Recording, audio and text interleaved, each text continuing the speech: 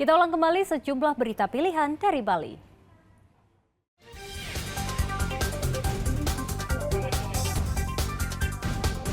Warga Kota Denpasar sulit membeli gas LPG ukuran 3 kg.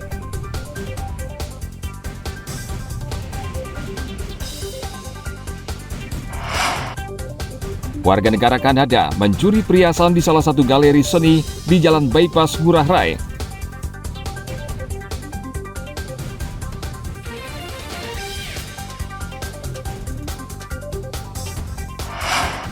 Dampak musim hujan, produksi dupa di Desa Alas Bahe Badung menurun.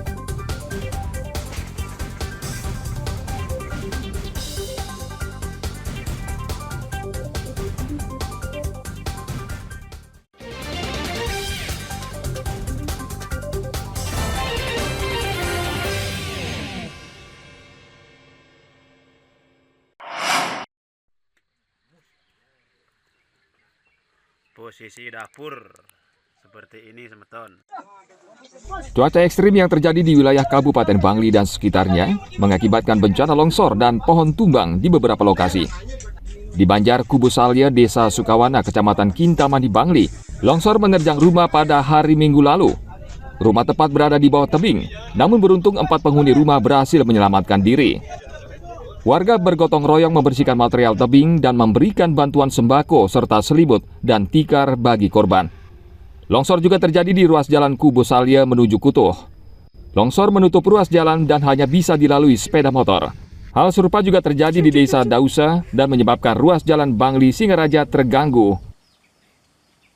Menimbun satu rumah penduduk serta fasilitas umum berupa pemandian umum yang biasa dimanfaatkan oleh warga di Banjar Kubusalya untuk beraktivitas, khususnya memanfaatkan airnya. Mengantisipasi curah hujan yang tinggi untuk masyarakat yang rumahnya berada di wilayah-wilayah rawan, kita harap pada saat musim hujan bisa mengungsi terlebih dahulu. Masyarakat diimbau berhati-hati, khususnya yang tinggal di daerah berbukit, karena cuaca ekstrim masih terjadi untuk beberapa pekan dan berpotensi terjadi pohon tumbang, tanah longsor, dan banjir. Tim Liputan melaporkan dari Kabupaten Bangli.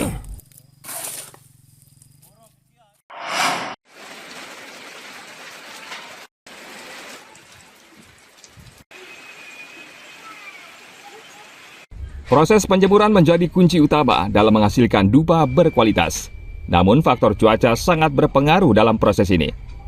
Pelaku usaha dupa di Desa Alas Bahe Badung, Putu Dartayasa mengungkapkan, jika cuaca cerah, proses pengeringan hanya memakan waktu sekitar 4 jam. Kini saat cuaca mendung dan hujan, proses pengeringan bisa lebih lama lagi. Ya kan proses pengeringannya lama. Samping itu juga gimana namanya? Jadi penting ya proses penjemuran itu, Pak? Penjemuran itu sangat penting ya. Untuk mendapatkan hasil yang maksimal itu membutuhkan cuaca yang bagus juga. Kalau dijemur, kalau cuaca bagus, ya kurang lebih 4 jaman lah. Kalau solusi untuk hari ini ya satu-satunya open. Open ya, Ya, jadi open. open. Menghadapi kondisi tersebut, pengusaha dupa terpaksa menggunakan oven sebagai alternatif untuk mengeringkan batang dupa agar kualitas dupa tetap terjaga. Putu Dartayasa dan pengusaha dupa di Badung saat ini hanya bisa berharap cuaca segera membaik sehingga mereka bisa memproduksi dupa dalam jumlah yang cukup untuk kebutuhan upacara.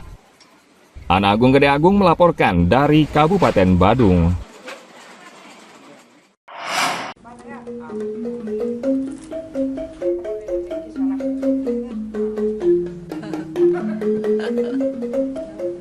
Bali memiliki banyak jenis kuliner tradisional yang layak untuk dicoba. Salah satunya kuliner nasi tahu Nisarti yang telah ada sejak tahun 1963 lalu. Kuliner ini dapat ditemui di kawasan Pasar Sukawati Gianyar, tepatnya di wilayah Banjar Gelulung. Satu porsi nasi tahu Nisarti terdiri dari nasi putih yang dimasak menggunakan kayu bakar, beberapa potong tahu, sayur urap khas Bali, 3 jenis sambal, dan kerupuk tahu.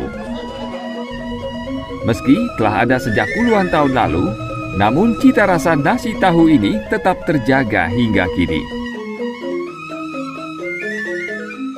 Iya. tahun berapa itu ya, saya tahun 71, berarti sekitar tahun 80 saya sudah beli di sini. Saya tinggalkan dekat sini. Dari di sini masih kosong, kita sambil mandi beli nasi di sini. Terus sampai sekarang saya masih suka beli. Sampai ke anak saya pun saya ajak ke sini, akhirnya suka juga di sini. Karena saya sudah merasakan dari dulu ya sama aja. Maksudnya saya tidak melihat perubahan rasa gitu. Karena saya mungkin udah dari kecil itu lidah saya sudah terbiasa. Itu sudah tidak terlalu berubah kalau menurut saya. Sangat nikmat. Yang pertama adalah nasinya enak. Kalau istilah Balinya tulen, karena dimasak pakai sang, jadi aroma nasinya enak kayak seperti zaman dulu.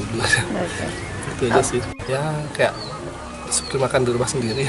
Tahun 60-an aku nonton itu, tahun 60-an meneruskan generasi kelima aku. Ini tahu goreng, kerupuk tahu goreng, sayur urap, sambal masih sama. Sama, nggak ada yang berubah Bu ya? Iya, pembelinya bilang gitu. Dari dulu sama rasanya gitu. Di tempat ini pengunjung bisa menikmati hidangan yang sederhana dengan konsep makan di balai-balai layaknya di rumah sendiri. Dalam sehari, warung ini bisa menjual hingga 100 porsi nasi tahu. Satu porsi nasi tahu dijual dengan harga Rp15.000. Tim Liputan melaporkan dari Kabupaten Gianyar.